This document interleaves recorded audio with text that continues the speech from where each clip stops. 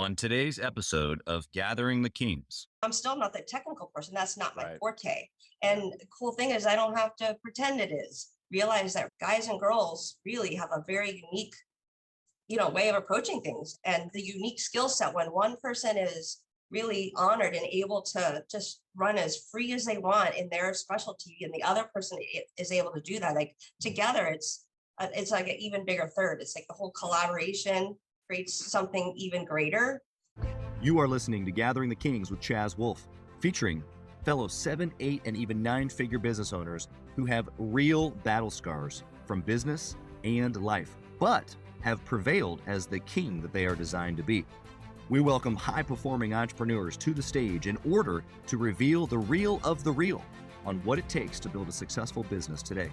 We dissect the good and bad decisions they've made along the way that give a true and accurate picture of the journey of success and how you too can get there. Through this dialogue, you will learn the value of growing your network and surrounding yourself with power players and kings like today's guest. Grab your pen and notebook because we're about to dive in. What's up, everybody? I'm Chaz Wolfe, Gathering the Kings podcast. I got Tamara Chase on the king stage today, a queen herself. How are you, Tamara? Hello. I'm so glad you're here. Happy Monday to you. Thank you. We were just off air, but I like to say this every single time I have a queen on the stage, is that king is not masculine, it's mindset, and you are full of fulfillment of that mindset. I'm excited for this conversation. You've got an incredible business. What kind of business do you have? I am proud to be in the roofing industry, and Love it. not by choice.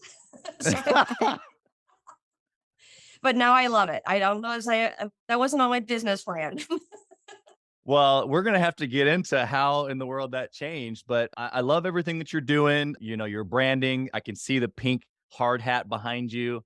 I love the smile on your face, as well as all of your people that I've seen through a lot of your content and stuff. So I just think we're going to have a great conversation here around what it means to build a business in that way. But before we do, Tamara, I want to know, at this level, you guys are crushing. You guys have a great business, great team. You know, you're a Dolphins fan. Apparently they won this weekend because you said it was a good weekend. I want to know what drives you at this level. Like, why are you still pushing? Well, my why is not about money. And so that's quite interesting. And something I didn't realize till not long ago, really, actually. So my why is all about relationships and the connections with them. Yeah. And I use Chase Roofing as really a platform to have a business so that I can fill this why. So Yeah. I love seeing the best in people, and I love watching people grow. I'm a big, I'm always learning, and all you can do is really look at yourself, and it's never really the people around you. It's always yourself. And so the thing I learned the fastest was the more I could look, point the finger at me and see how, see where I can take ownership of my own part. I suddenly noticed that everyone else around me started like doing better. I thought that was interesting. So Yeah. I really like seeing the best in people. And I love seeing their possibilities that they don't even know. Yeah. And in the construction industry, that's easy to do. You have women who aren't necessarily even know that like construction's an option. And so you see them like, choosing this as an industry, and you see people just like growing in that areas because they didn't even know that was possible. You see men, I have a lot of guys on our team that are in addiction and in recovery and super successful. I have guys that maybe made a couple bad choices a long time ago, and unfortunately people start judging them after that, and I could see past that. So I love creating like this playground that we all get to really create the platform to rise. It's an opportunity to grow and stretch and see what your best is. And that's what it's all about. So that is what makes me tick. It makes me happy to have it. It makes me happy to be a part of, really.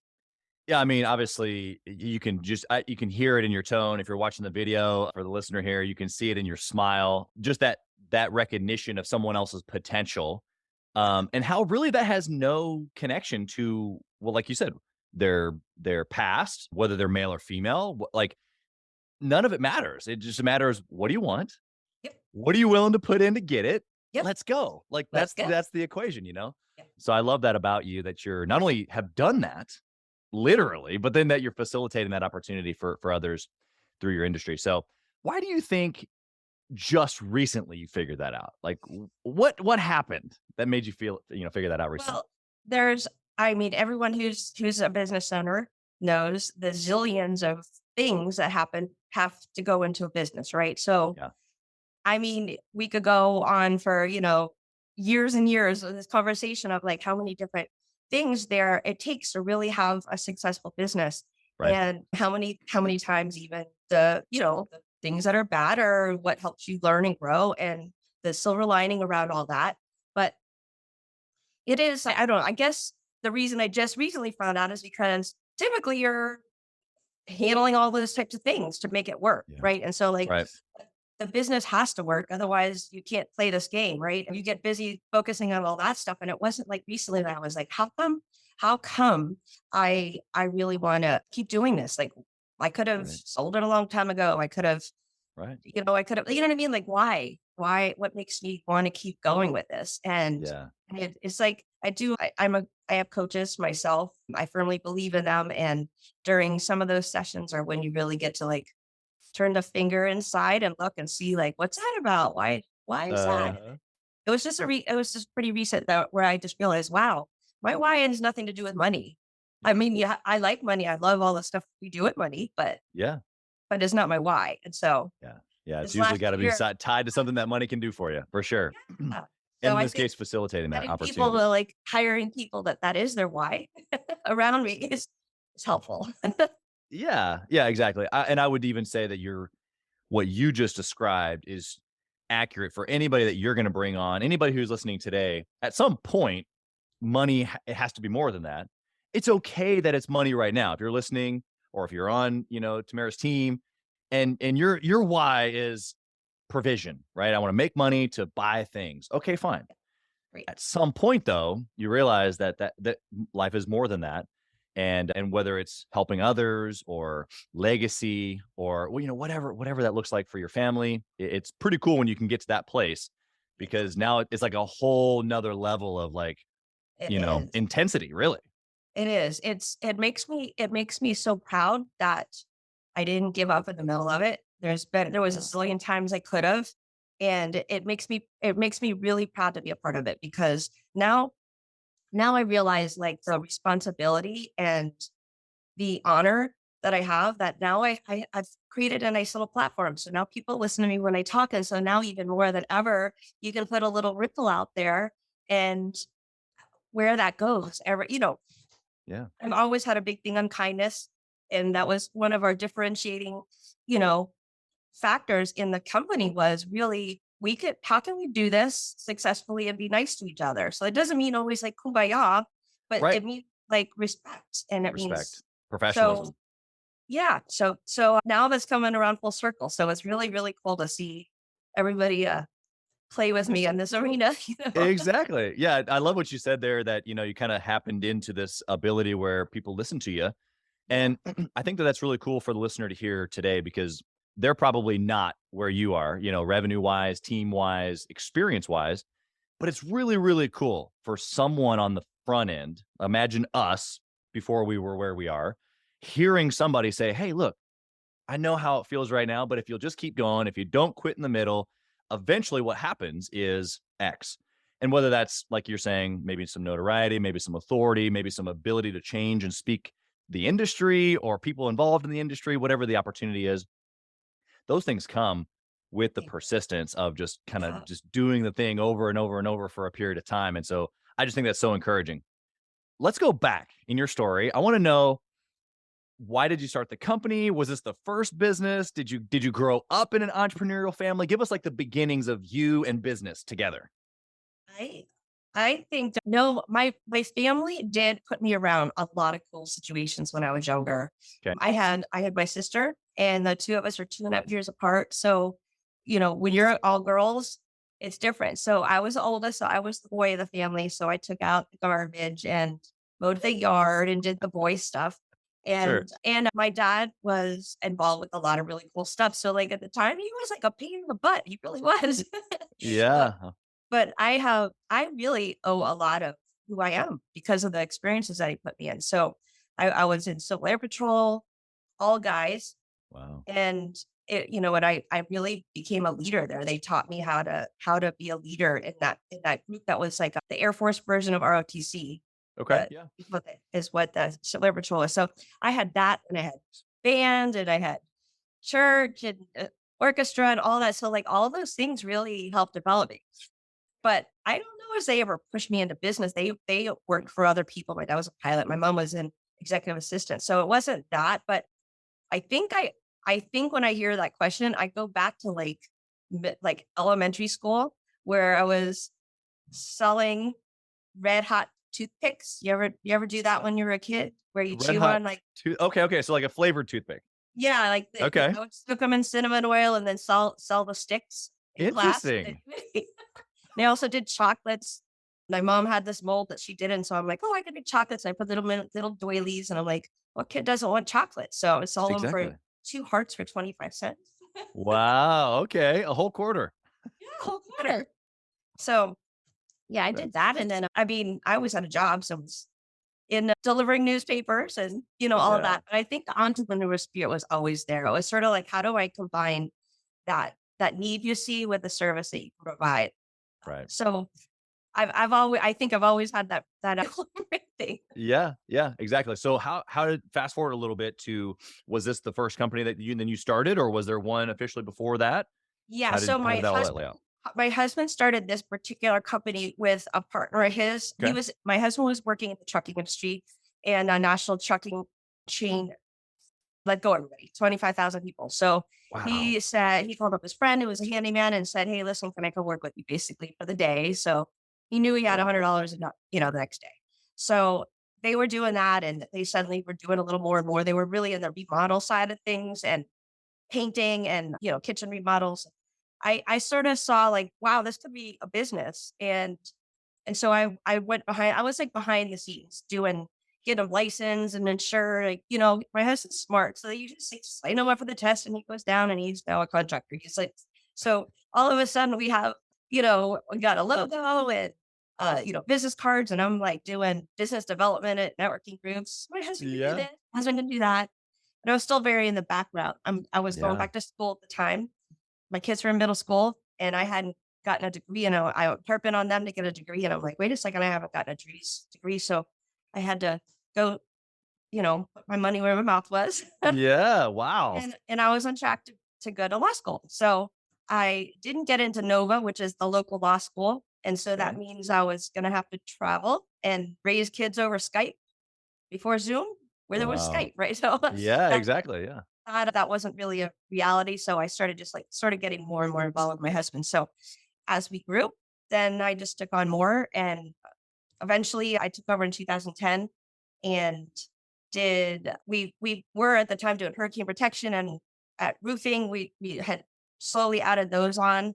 Yeah. So maybe 2004, we went over into roofing, and then Wilma came in 2005, and we never really went back after that. I just merged everything. We were doing hurricane protection. So we had our own Miami 808. We were doing accordion shutters when they were a thing. So I did the hurricane protection side, and John did the roofing side.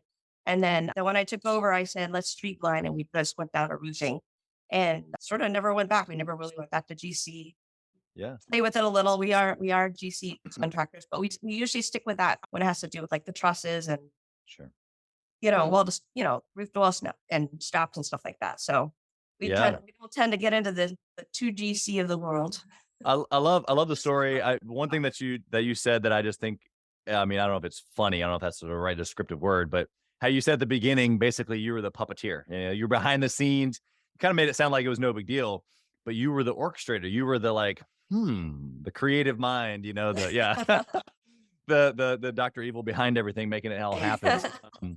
And what a dynamic duo that you and your husband are. Exactly. Where not only he would be willing, he sounds like a freaking go-getter, like just one to the next and just making it happen. but to have a dynamic with you where you each have your spot and can Yeah. go and tug and lead each Yeah. other.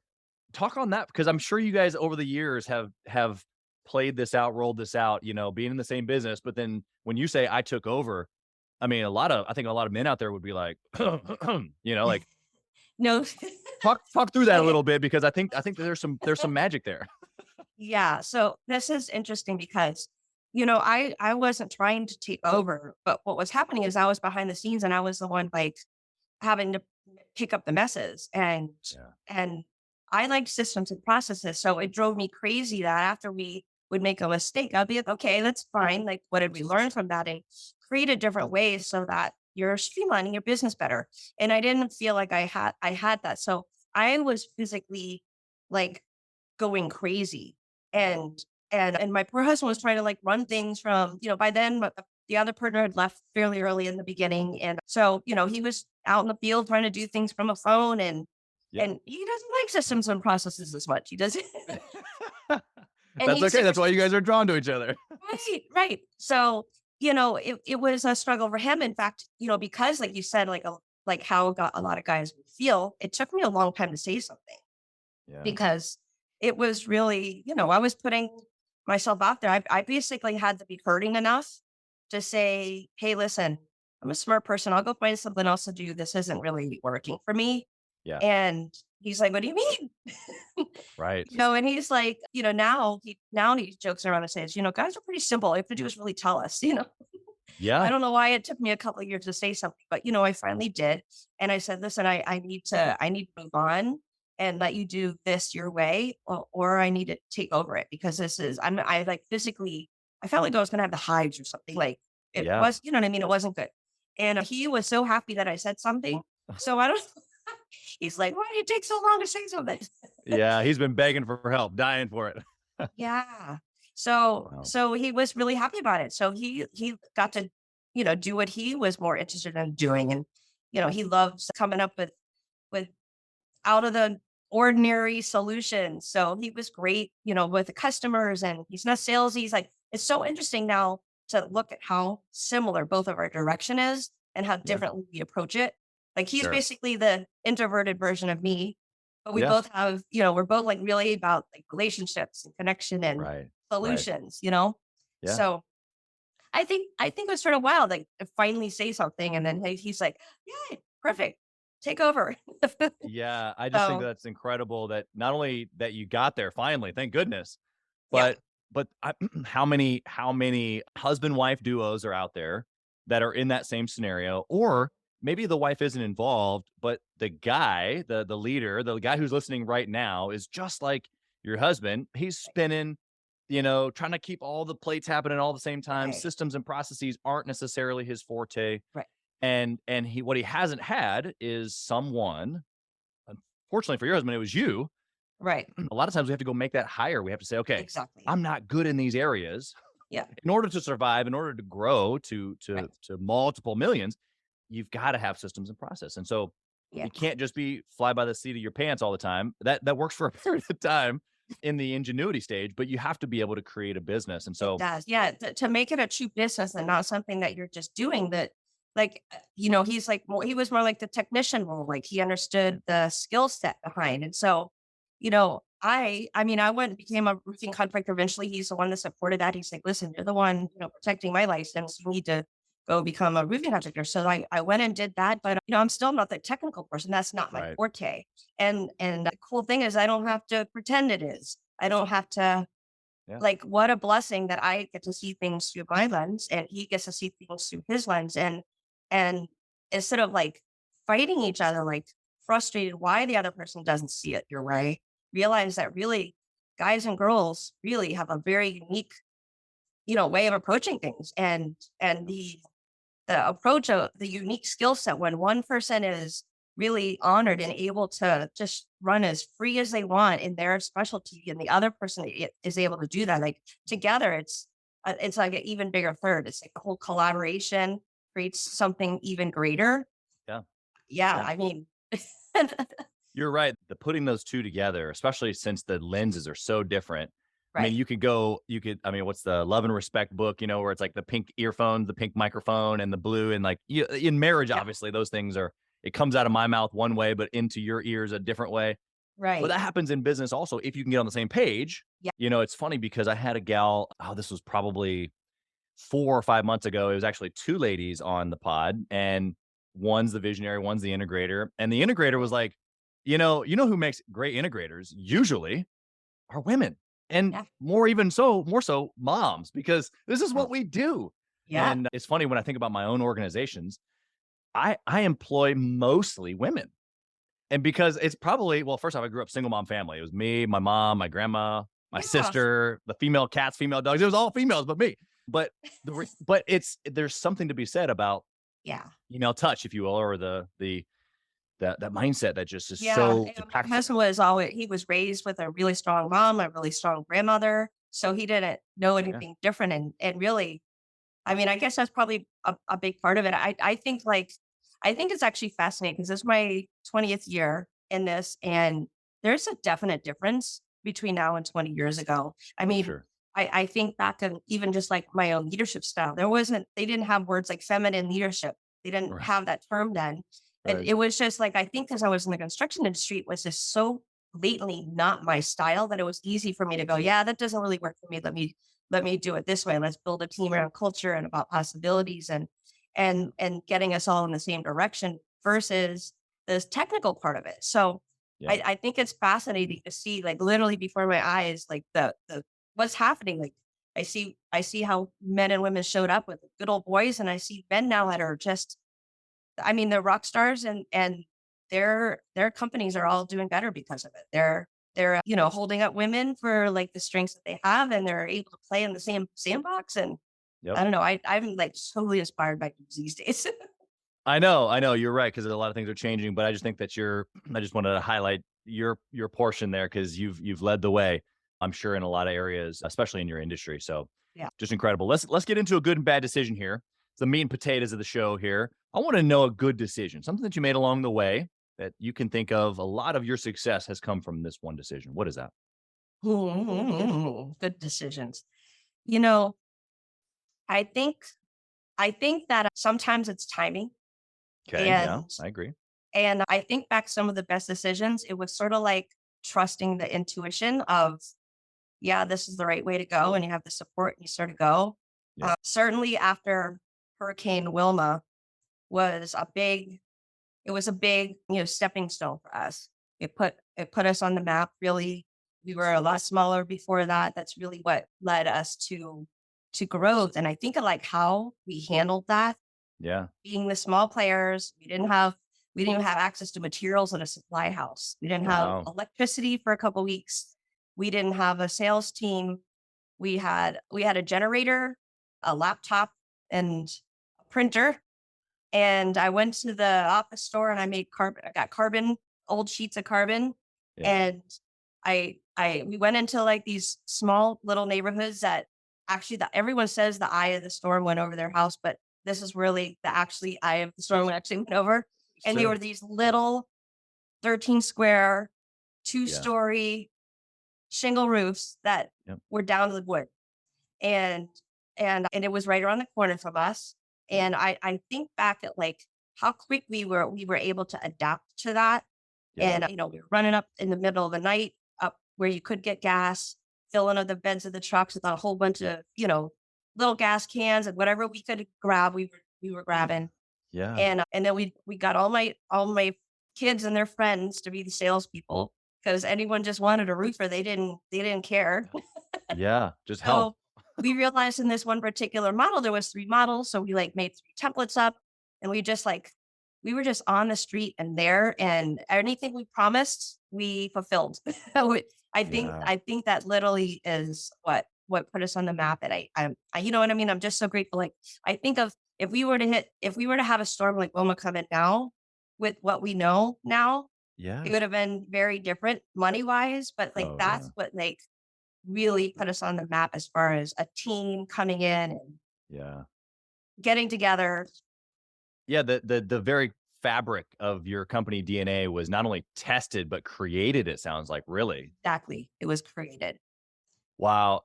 One thing that I heard you say that is probably more of a me just giving you an attaboy than anything, but I just think it's so incredible. You said the eye of the storm, these people who were demolished were right around the corner from you. AKA, you personally were probably experiencing some of the same difficulties, but yet here you guys were in the middle of the night, hustling, figuring it out, getting gas, putting templates together on a generator, powering your laptop, figuring out templates. That just to me speaks fortitude. It speaks opportunity. It speaks, even though we were this tiny company, we Yeah. weren't on the map at all. It's like, here in the Midwest, when the sun shines, you make hay. Like Yes. that's when you do it, like Yeah. when Wilma comes, you help people with roofs. And Yeah. I just, even though it's so simple and so small, I just think that what you said there, you were dealing with the same stuff, I'm sure personally, and people around you, people in your church, people in your community, and yet you were still, making it happen. And then your team, like you said, the DNA around that. What do you think? Like, okay, so I'm sure that went on for a period of time. What was the next step out of that? I'm trying to correlate maybe like this moment for the listener, because they're going to have this moment of opportunity, as we're going to maybe dub it for you. Hey, kings and queens, Chaz Wolfe. I want to talk to you about something that's super important to me. We put a lot of time and effort, we meaning myself and my team, into this podcast, into the content that goes out every single day. And if you have been getting any sort of value or insight from this, we want it to be able to reach other business owners too. So we would love if you would like, comment, share, leave a review, post, share again, all of the things on social media, on all the different platforms, or even on the podcast mediums of Apple and Spotify. We would love to be able to get our content into more hands, more entrepreneurs, so they can grow their business as quick as possible. Together, we are building a community of like-minded entrepreneurs who are committed to growing their businesses to new heights. So let's do this. Let's help each other. Let's help each other grow. What did you do next after you kind of like got done with the scrambling phase? What was phase 2 of maximizing this opportunity? Well, we learned a lot to that next phase. We had more roof jobs than we could handle. We ended up with a crew. We had, right before that, we had done a roof on our own house. It was a really, really bad experience. And, so we pulled an owner permit. We hired this crew and it was just really bad. First thing they did was like come and drop they rolled off this dumpster and it like ruined our poor little cheap driveway. And they peed in the shingles in the front yard. It was just a disgusting, garbage everywhere, like horrible experience. And so we fired that crew and brought on another crew, and that crew that we brought on ended up doing work with us for years and years. They ended up being our crew for, probably a good 7-8 years. And so it was, it was really cool to see the come around with that, the life out of a deathly scenario. Yeah. But I mean, like really when I think about like the meat and the potatoes of like why we were doing that, when I think back, we were just trying to, support however we could support. I mean, they needed help. I mean, I remember we even had like one electric stove that we were like cooking meals for everybody. Back in one of my older lives, I worked with the church, and we would feed 350 women on Wednesdays once a month, and I was in charge of the food. So I knew how to cook without a kitchen and, prepare like a lot. And so this little tiny electric stove, we were able to like cook for the neighborhood. Yeah. And, it just service however we could. People, I'll never forget how people were acting then, how scared they were, and how nobody was coming out to help them, because any big roofer, what are they, they're going out these little tiny roofs. Like it just wasn't even something that they could do. Yeah. Yeah. So I'd say like after that, we had all of these jobs. It was like, which job do we do today? And so like after that was really like take an opportunity of like, how do we organize this? How do we get the people on the team to make it happen and fulfill what you promised, Yeah. Yeah, that was gonna be the second thing I was gonna pull out from the story that you said, is that you fulfilled every promise that you made. And so I think that, both of these things for the listener, if I'm gonna give just a little bit of a stamp for the listener from this part of your story, is that number one, you hustle when you hustle. Like, of course, we're hustling all the time. Like you have a business, you got to go get it. But there are moments when you have to really, really press in. And sometimes it looks like in the middle of the night. Sometimes it looks like providing meals for the neighborhood, whatever that hustle, quote unquote, looks like. It's really just you serving in Right. whatever capacity that you can. You're probably going to be tired. You're probably going to be overwhelmed. You're probably going to be stressed. But the heart there is serving. And then on the backside is, man, just do what you say you're going to do. And watch, I'm sure over the course of time between the front end and the back end of those two things coming together, people started to recognize you guys as not only somebody who is trustworthy, but somebody who could do what they say they're going to do, as a good job. They're taking care of the community. Like, wow, what an impact I'm sure that you made as a whole there. Would you like to add anything to that for the listener? Yeah, I think, like the little opportunities, like when people are always watching you. And I don't think I realized that at the time. Now I realize that, but people are always watching you. So they can tell when your behavior and your words don't match. And, True. we had I remember one time we had a tin tag inspection and we were an inch off on our tin tags. And so the inspector came out and he failed it and said, okay, he suggested go ahead and put another tin tag in between. So you can go every other one, and then that'll work. That'll shorten up your tin tag inches. But we knew that that's gonna like put the double amount of holes in a roof. And so we took it off and started over. And I'll never forget, the inspector came back out and he was like looking through his papers, trying to figure out, like, I remember seeing this and thinking he's gonna come see, just a bunch of shiny tin tacks on the roof. And we had redone it. And that cost us 10 grand to redo that. Right. And he was so impressed that we did the right thing with it. He's still talking about it. Oh, I'm sure. Yeah, because it's sort of like how it's just they're examples, and teams doing this all the time. It's like bringing the right people on for character. And that's why, because like when no one's watching you, how Yep. they act It matters. is your company. It's Yeah. not just like how they are when you're there. Yeah. And Yeah. The challenge there for the owner listening is that, number one, you do the right thing, right? yep, they're watching. They're watching. And And then for admit you when you to, do something wrong and use that, because they watch that too. So if I just brush it off, I mean, there's a zillion things that I'm not so proud of. And yeah. yeah, you gotta own them and admit it, because otherwise they know they see you. They do. They do. I think that we could spend a whole podcast just on that. But you're right. You're right. So let's dig into your little dirty cookie jar there that you're referring to, of some of those things you've made mistakes on. I want to know what's a bad decision that you've made that that caused some issues that maybe you could share and help save some time for the listener. I would say the very first years, comparing us to other people was a big mistake.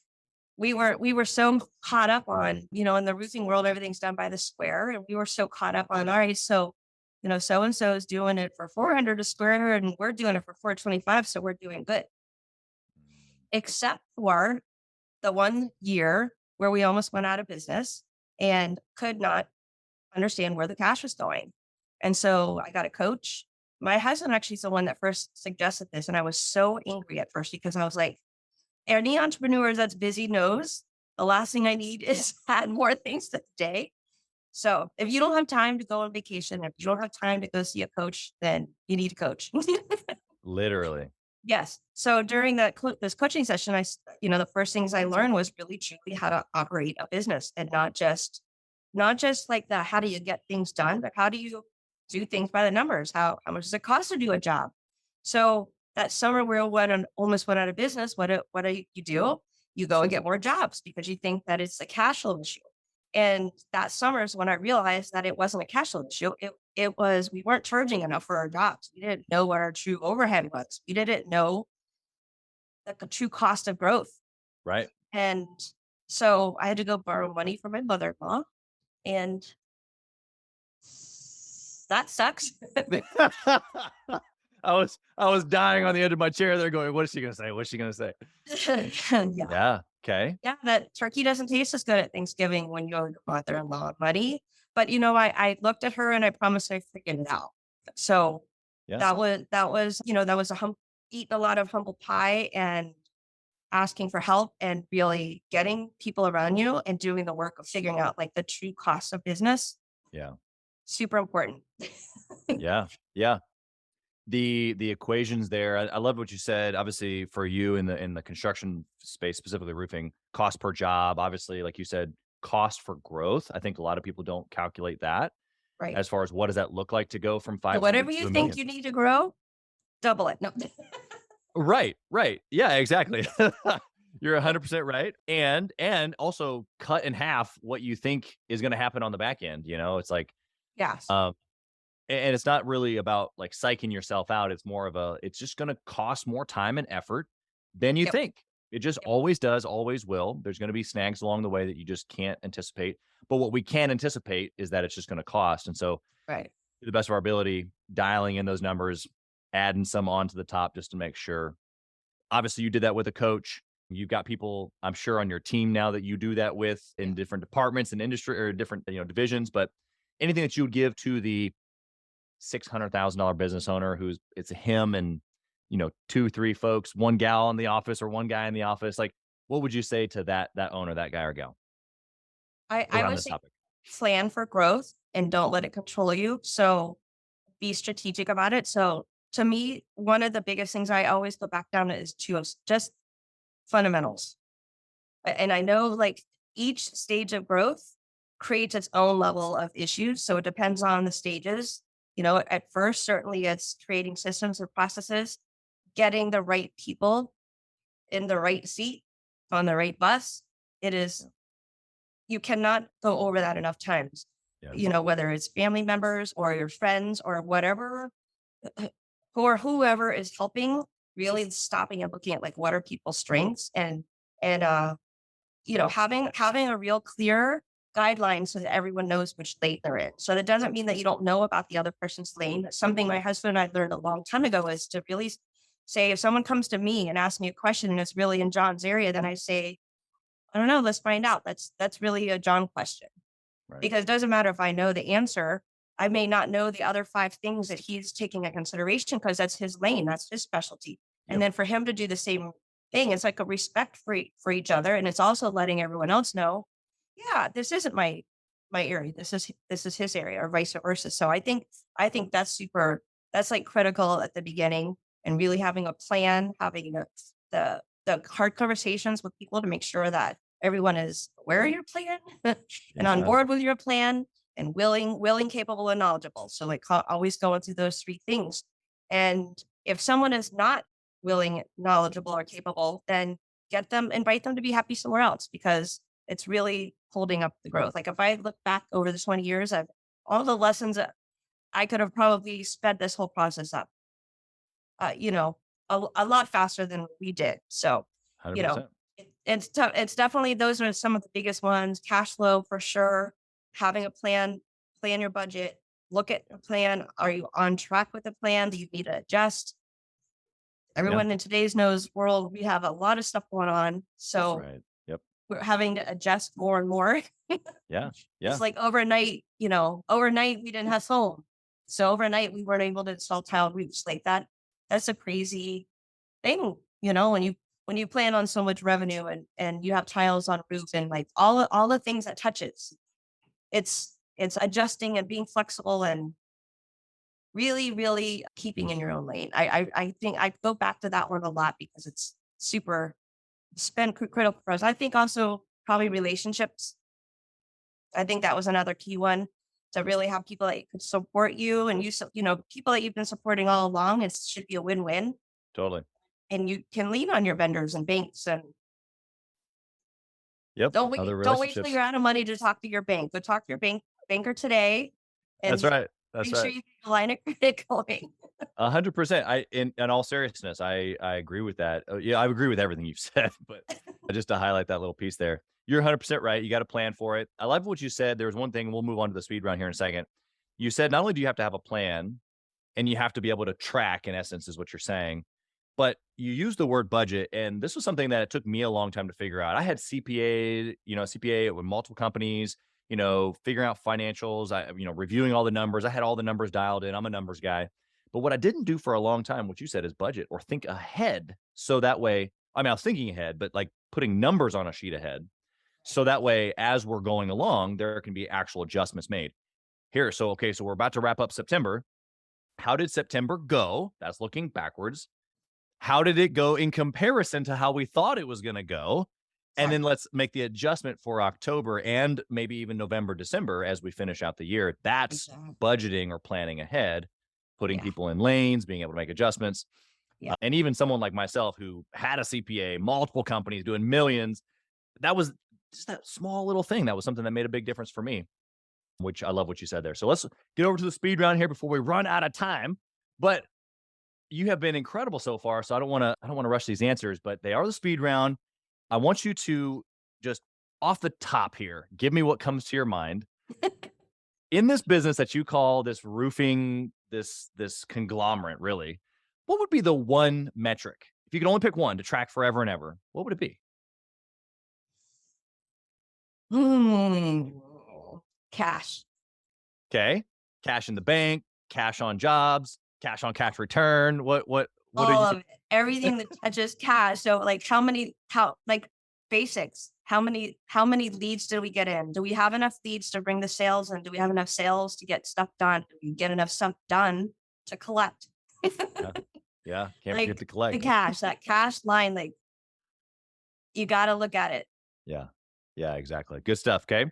What book would you recommend to a six-figure business owner? Trying to hit that seven-figure mark. I just finished Daring to Lead by Brene Brown. Okay. And I thought it was fascinating because it goes so much into not just the technical part of it, but like the technical part of a business and a team, but just around the culture and the ownership really of the visionary. Yep. Love that. Okay. Good one.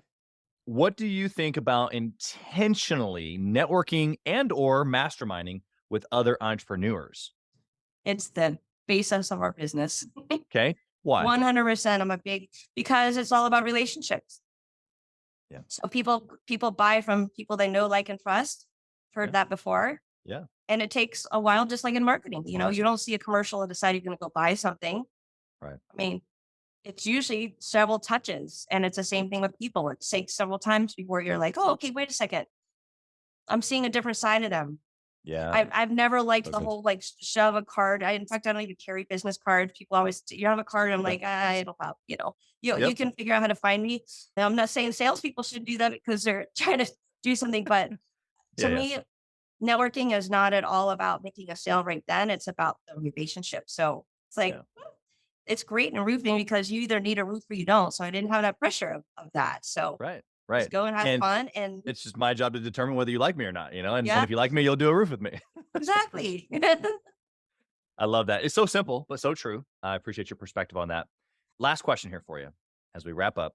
I want to know, if you lost it all, Tamara, what would you do? Ooh, what would I do? I'd probably go and be like a gypsy with no responsibility somewhere. Run and hide and nobody. Yeah.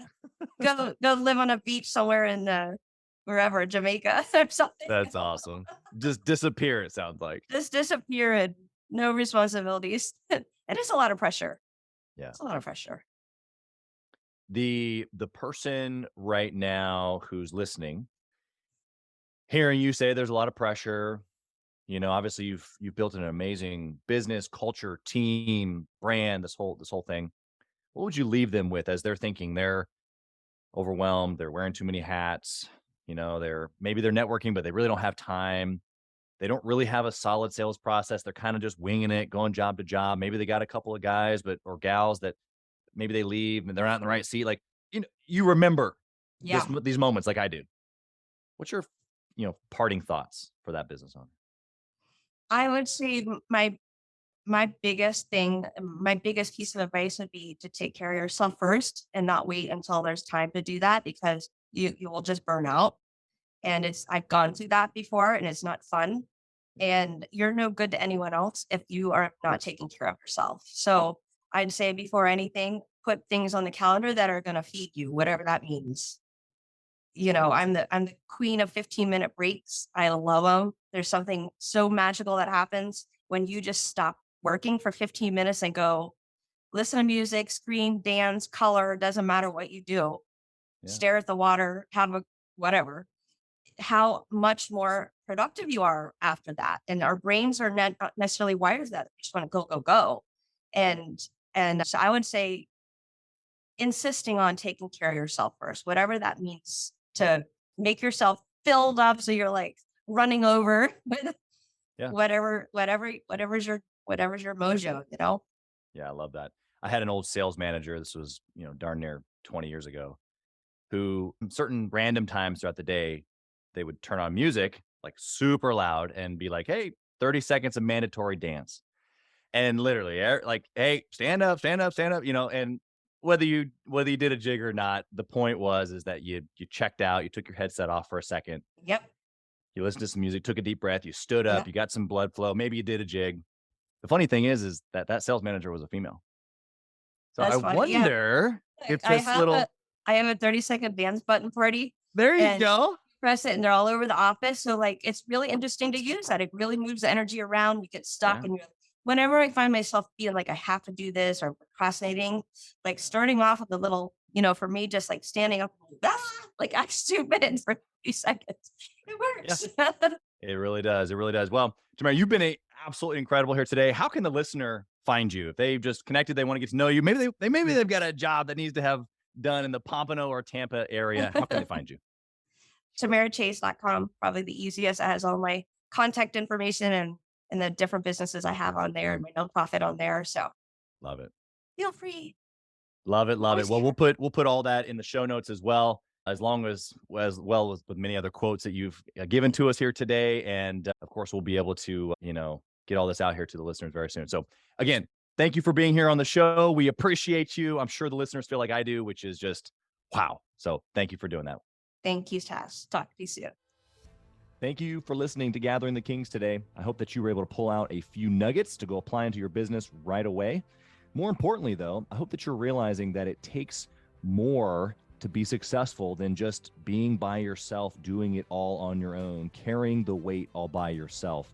What I have realized, not only in my own journey from multiple businesses and multiple different industries, and now interviewing over 200 or 300 other very successful 7, 8, and 9-figure business owners, is that it's tough to do it alone. And so Gathering the Kings exists to bring together successful entrepreneurs. In fact, we are putting together 1,000 kings, specifically who are grateful but not done.